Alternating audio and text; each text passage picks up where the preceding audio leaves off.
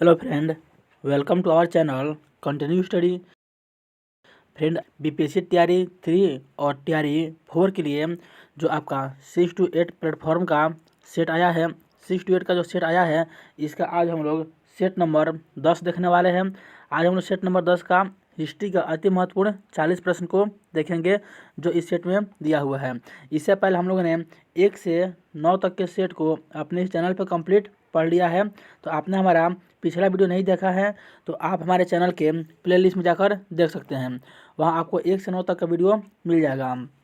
Video शुरू करने से पहले आपसे एक छोटा सा रिक्वेस्ट है कि अगर आप हमारे चैनल पर नए हैं या आपने अभी तक हमारे चैनल को सब्सक्राइब नहीं किया है तो ऐसे ही महत्वपूर्ण वीडियो पाने के लिए हमारे चैनल को जरूर सब्सक्राइब करें, और वीडियो अच्छा लगा तो वीडियो को लाइक और शेयर करना तो भूलें ही नहीं। तो चलिए शुरू करते हैं। वैसे आज 4 तारीख का दिन बहुत बड़ा दिन है, क्योंकि आज ही हमारे देश भारत का भाग्य का निर्धारण होने वाला है कि कौन जीत रहा है और कौन पार्टी हार रही है। चलिए शुरू करते हैं। पहला प्रश्न दिया हुआ है, और ये जो प्रश्न है यह बीपीएससी में आज का जो प्रश्न है 40 प्रश्न या बीपीएससी में पूछे हुए सभी प्रश्न हैं, तो आप लोग थोड़ा ध्यान से देखिएगा। पहला प्रश्न बोल रहा है, कौन से यूरोपीय देशों ने भौगोलिक खोज प्रारंभ की जिससे अमेरिका, एशिया एवं अफ्रीका के उपनिवेशीकरण प्राप्त हुआ? तो इसका सही उत्तर क्या हो जाएगा? पुर्तगाल एवं स्पेन ने सबसे महत्वपूर्ण भूमिका निभाई थी भौगोलिक खोजों में। तो ऑप्शन ए इसका सही उत्तर हो जाएगा, पुर्तगाल एवं स्पेन। अगला प्रश्न है, कह रहा है प्रारंभिक भौगोलिक खोजों का परंपरागत मत क्या है? तो प्रारंभिक भौगोलिक खोजों का परंपरागत मत बताना है कि क्या है। तो इसका मत है आर्थिक कारण भी है, नए क्षेत्रों की खोज भी है और ईसाई धर्म का प्रचार भी है। तो ऑप्शन डी इसका सही उत्तर हो जाएगा, उपयुक्त में से एक से अधिक हो जाएगा। अगला प्रश्न, बोस्टन टी पार्टी की घटना कब हुई थी? तो 1773 में बोस्टन टी पार्टी की घटना सैमुअल एडम्स के नेतृत्व में हुआ था। अमेरिकी स्वतंत्रता की घोषणा किसने लिखी? तो अमेरिकी स्वतंत्रता की घोषणा 1776 में थॉमस जेफरसन ने लिखा है। तो ऑप्शन ए इसका सही उत्तर हो जाएगा। अगला प्रश्न है, फ्रांस की क्रांति से संबंधित बुद्धिजीवी कौन थे? तो फ्रांस की क्रांति से संबंधित रूसो थे, मोंटेस्क्यू थे और वाल्टेयर थे, तीनों थे। तो ऑप्शन डी इसका सही उत्तर हो जाएगा, एक से अधिक। रूसो ने सोशल कॉन्ट्रैक्ट लिखा है, मोंटेस्क्यू ने शक्ति के पृथ्वीकरण का सिद्धांत दिया है और वोल्टेयर जो था यह चर्च का विरोधी था। अगला प्रश्न है, ग्रेट डिप्रेशन यानी महामंदी डैश डैश का काल था? तो ग्रेट डिप्रेशन जो था महामंदी यह आर्थिक समस्या थी। कब थी? क्या थी? आर्थिक समस्या थी। अब यह कब आया? यह 1929 से 32 के बीच में रहा था। तो यह आर्थिक समस्या थी। अगला प्रश्न, झारखंड के उलगुलान विद्रोह के नायक थे? तो झारखंड के उलगुलान विद्रोह के नायक बिरसा मुंडा थे। ऑप्शन ए इसका सही उत्तर हो जाएगा। भागीरथ माझी के नेतृत्व में सफाहर आंदोलन किस जनजाति से संबंधित है? तो भागीरथी माझी जो थे यह संथाल से संबंधित है। तो ऑप्शन बी इसका सही उत्तर हो जाएगा, संथाल। अगला प्रश्न, ब्रिटिश काल में भारतीय हस्तशिल्प उद्योग के पतन का कारण क्या था? तो देखते हैं। पहला ऑप्शन दिया है कि मशीन निर्मित वस्तुओं से प्रतिस्पर्धा। 2 में दिया है भारत में ब्रिटिश सरकार की दमनकारी नीतियाँ, और सी में दिया है भारतीय वस्तुओं पर अत्यधिक कर। तो इसका सही उत्तर क्या हो जाएगा? इसका सही उत्तर हो जाएगा ऑप्शन डी, उपयुक्त में से एक से अधिक इसका कारण है। अगला प्रश्न है, औपनिवेशिक शासन ने भारत में कौन सी भू राजस्व प्रणाली लागू की? तो अस्थायी बंदोबस्त ये भी सही है, रैयतवाड़ी ये भी सही है और महलवाड़ी ये भी सही है। अस्थायी बंदोबस्त किसने लागू किया था? तो मुनरो और रीड ने अस्थायी बंदोबस्त कॉर्नवालिस ने लागू किया था। उसके बाद से रैयतवाड़ी बंदोबस्त जो थे यह मुनरो और रीड ने लागू किया था, और महलवाड़ी हॉट मैकेंजी द्वारा लागू किया गया था। जो रैयतवाड़ी था यह 19% भूभाग पर लागू था। अस्थायी बंदोबस्त जो था यह 51% भूमि पर लागू था, और जो महलवाड़ी बंदोबस्त था तो महलवाड़ी बंदोबस्त कुल 30% भूमि पे लागू था। अगला प्रश्न कर रहा है, लेनिन के द्वारा मांगी गई मांग जो अप्रैल थीसिस कहलाती है वह क्या है? तो बताना है कि लेनिन के द्वारा जो अप्रैल थीसिस जारी किया गया था उनकी मांग थी वह क्या है? ए में दिया है प्रथम विश्व युद्ध समाप्त होना चाहिए, तो यह भी लेनिन की मांग थी। दूसरा है कृषकों की भूमि हस्तांतरण होना चाहिए, तो यह भी कथन सत्य है। तीसरा है बैंकों का राष्ट्रीयकरण होना चाहिए, तो यह भी कथन सत्य है। तो इसका सही उत्तर हो जाएगा ऑप्शन डी, उपयुक्त में से एक से अधिक अप्रैल थीसिस के अंतर्गत आएगा। अगला प्रश्न कह रहा है निम्न में से कौन सी सिविल कोड यानी 1804 या नेपोलियन कोड से संबंधित महत्वपूर्ण विशेषता है। तो बताना है कि सिविल कोड या नेपोलियन कोड से संबंधित महत्वपूर्ण विशेषता क्या है। ए में दे रहा है संपत्ति का अधिकार, ये तो सही है। विधिक क्षमता और जन्म के आधार पर भेदभाव की समाप्ति, ये सभी क्या है, सही है। इसका सही उत्तर हो जाएगा ऑप्शन डी, उपयुक्त में से एक से अधिक। संपत्ति के अधिकार, विधिक समानता और जन्म के आधार पर भेदभाव की समाप्ति, यही नेपोलियन कोड से संबंधित है। अगला प्रश्न बोल रहा है सुभाष चंद्र बोस ने किस स्थान से दिल्ली चलो का नारा अपना प्रसिद्ध उद्घोषणा किया था। तो बताना ये कहाँ से उन्होंने कहा था, दिल्ली चलो। तो इसका सही उत्तर हो जाएगा ऑप्शन सी, सिंगापुर से, यानी ऑप्शन सी इसका सही उत्तर हो जाएगा। किस कांग्रेस सत्र में असहयोग आंदोलन का संकल्प लिया गया। तो असहयोग आंदोलन का जो संकल्प है यह कानपुर अधिवेशन जो हुआ था 1920 में, वहाँ पे लिया गया था। तो ऑप्शन ए इसका सही उत्तर हो जाएगा, नागपुर अधिवेशन में लिया गया था। तो ऑप्शन ए इसका सही उत्तर हो जाएगा। और असहयोग आंदोलन का जो प्रस्ताव था उसको चित्तरंजन दास ने पारित किया था। अगला प्रश्न पर है भारतीय राष्ट्रीय कांग्रेस के किस सत्र की महात्मा गांधी ने अध्यक्षता की थी। तो 1924 बेलगाम में हुआ था जो सत्र कांग्रेस का अधिवेशन, उसी में महात्मा गांधी ने अध्यक्षता किया था। एकमात्र अधिवेशन बेलगाम में किए थे। तो ऑप्शन बी इसका सही उत्तर हो जाएगा। गांधी की प्रसिद्ध दांडी यात्रा को कौन सा आंदोलन कहा जाता है। तो दांडी यात्रा जो है इसको बताना ये क्या कहा जाता है। तो इसी से जो आंदोलन हुआ उसका नाम है नमक सत्याग्रह आंदोलन। तो ऑप्शन ए इसका सही उत्तर रहेगा, नमक सत्याग्रह आंदोलन। अगला प्रश्न बोल रहा है 1857 की क्रांति में जगदीशपुर में विद्रोह का नेतृत्व किसने किया। तो 1857 की क्रांति में जगदीशपुर के जो थे बाबू कुंवर सिंह, इन्होंने विद्रोह का नेतृत्व किया। देखिए बीपीएससी का दो प्रश्न जो है, दो व्यक्ति बहुत प्रसिद्ध हैं, ये बार बार पूछता है। एक हो जाएंगे आपको बाबू कुंवर सिंह, इनको तो वो लगभग हर एक एग्जाम में पूछता है। और एक हो जाएंगे हमारे कौन हो जाएंगे, राजकुमार शुक्ल जी, इनको भी बार बार पूछता है। ये दोनों क्वेश्चन जो है बार बार पूछा जाता है। तो समझिए आपको ये बोनस अंक बीपीएससी देता है, बाबू कुंवर सिंह और राजकुमार शुक्ल। अगला प्रश्न है किसने फॉरवर्ड ब्लॉक की स्थापना की थी। तो 1939 में सुभाष चंद्र बोस ने फॉरवर्ड ब्लॉक की स्थापना किया था। तो ऑप्शन बी इसका सही उत्तर हो जाएगा।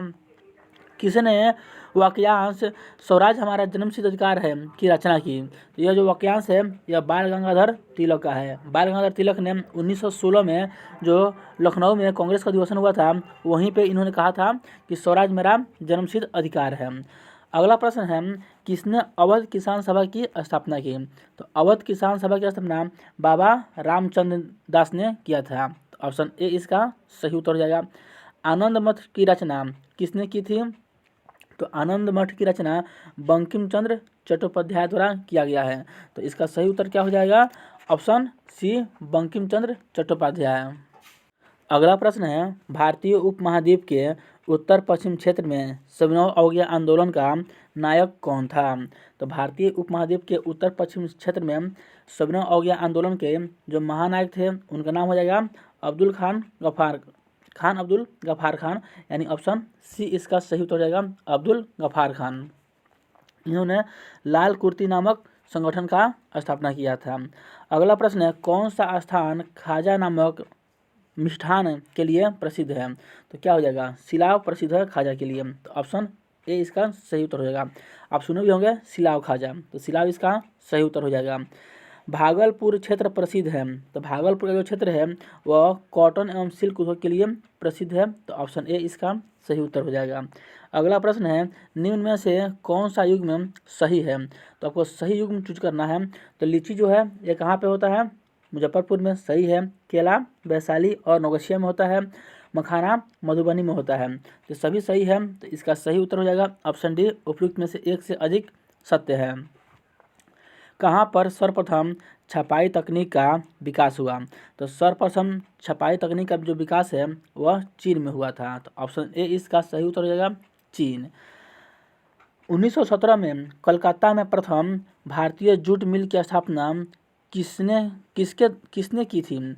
तो 1917 में सर्वप्रथम भारतीय जूट मिल की स्थापना सेठ हुकमचंद ने किया था। तो ऑप्शन ए इसका सही उत्तर हो जाएगा। बताना है कि होम चार्जेस क्या था? तो होम चार्जेस क्या था? पहला कथन दिया है भारत के बाह्य ऋण पर दिए जाने वाला ब्याज। सही बात है, होम चार्जेस में ये भी शामिल था। ब्रिटिश अधिकारियों की व्यक्तिगत संपत्ति प्रेषण। सी में दिया है ब्रिटिश अधिकारियों का पेंशन। तो ये भी सही था। तो इसका सही उत्तर हो जाएगा ऑप्शन डी, उपयुक्त में से एक से अधिक इसका सही उत्तर हो जाएगा। किसने स्वदेशी आंदोलन की प्रेरणा हेतु भारत माता की पेंटिंग चित्रित की थी? तो इसका सही उत्तर क्या हो जाएगा? अवनींद्रनाथ टैगोर, यानी ऑप्शन ए इसका राइट आंसर हो जाएगा। किसने यंग इटली नामक गुप्त संस्था की स्थापना की थी? तो यंग इटली नामक गुप्त संस्था की स्थापना मेजनी ने किया था 1934 में। तो 1834 में। तो ऑप्शन ए इसका सही उत्तर हो जाएगा। अगला प्रश्न है 1920 के असहयोग आंदोलन के दौरान कांग्रेस के विधान परिषदों के बहिष्कार के सिद्धांत का प्रबल विरोधी कौन था? तो 1920 में कांग्रेस के असहयोग आंदोलन के विधान परिषदों के बहिष्कार का जो प्रबल विरोधी थे वो थे मोतीलाल नेहरू और चित्तरंजन दास, और इन दोनों ने ही मिलकर स्वराज पार्टी की स्थापना 1923 में किया था। तो इसका सही उत्तर हो जाएगा ऑप्शन बी, उपयुक्त में से एक से अधिक इसका राइट आंसर हो जाएगा। किसने कहा है कि क्रांतिकारियों का उद्देश्य आतंकवाद नहीं अपितु क्रांति और क्रांति का उद्देश्य भारत में राष्ट्रीय सरकार की स्थापना है? तो बताना है कि यह कथन किसका है? तो इसका सही उत्तर हो जाएगा सुभाष चंद्र बोस, ऑप्शन बी इसका सही उत्तर हो जाएगा। अगला प्रश्न है संयुक्त राष्ट्र संघ के दायित्वों को निभाने के लिए किस पैक्ट में विभिन्न देशों ने मिलकर यह घोषित किया कि युद्ध को एक राष्ट्रीय नीति का उपकरण न बनाया जाए? तो इसका सही उत्तर हो जाएगा केलांग ब्रियड पैक्ट, ऑप्शन ए इसका राइट आंसर हो जाएगा केलांग ब्रिया पैक्ट। अगला प्रश्न कह रहा है औद्योगिक क्रांति के संदर्भ में कार्डिंग शब्द को इंगित करता है। बताना कि जो कार्डिंग शब्द है इसका अर्थ क्या हो जाएगा? तो इसका अर्थ हो जाएगा उस प्रक्रिया को जिसमें कपास या ऊन की कटाई की जाती है, उसी से कार्डिंग संबंधित है। तो ऑप्शन बी इसका सही उत्तर हो जाएगा, ऑप्शन बी। अगला प्रश्न कर रहा है Gandhi in his time and hours लिखी गई है। तो बताना है कि किसके द्वारा लिखी गई है? तो Gandhi in his times hours यह जो है डेविड हार्डीमैन के द्वारा लिखा गया है। तो ऑप्शन ए इसका सही उत्तर हो जाएगा। अगला प्रश्न संयुक्त राष्ट्र संघ यूएनओ के संविधान चार्टर में कुल कितने अनुच्छेदों तथा अध्याय हैं? तो इसमें 111 अनुच्छेद और 19 अध्याय हैं। तो ऑप्शन बी इसका सही उत्तर हो जाएगा 111 अनुच्छेद और 19 अध्याय। बुरा है ब्रिटेन वुड्स समझौता का उद्देश्य क्या था? बताएं कि ब्रिटेन वुड्स जो समझौता था इसका उद्देश्य क्या था?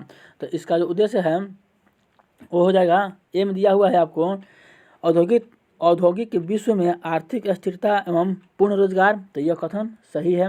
बी में दिया है विश्व व्यापार संगठन के माध्यम से वैश्विक आर्थिक स्थिरता लाना, यह भी सही है।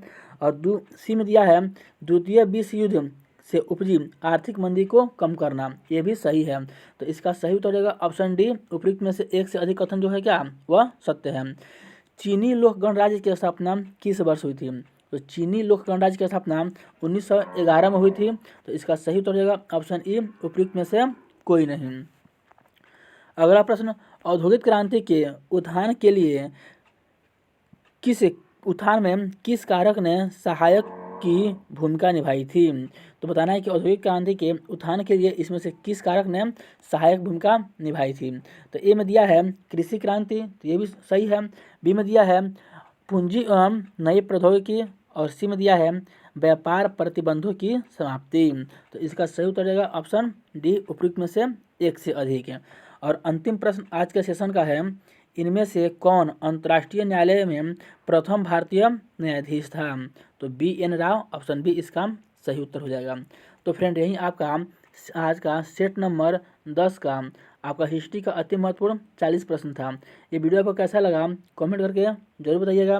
वीडियो अच्छा लगा तो वीडियो को लाइक और शेयर करना ना भूलें तथा आपका कितना मार्क्स आ रहा है ये भी ज़रूर कमेंट कीजिएगा। तो चलिए मिलते हैं हम लोग अगले वीडियो में, तब तक के लिए आप सभी को जय हिंद।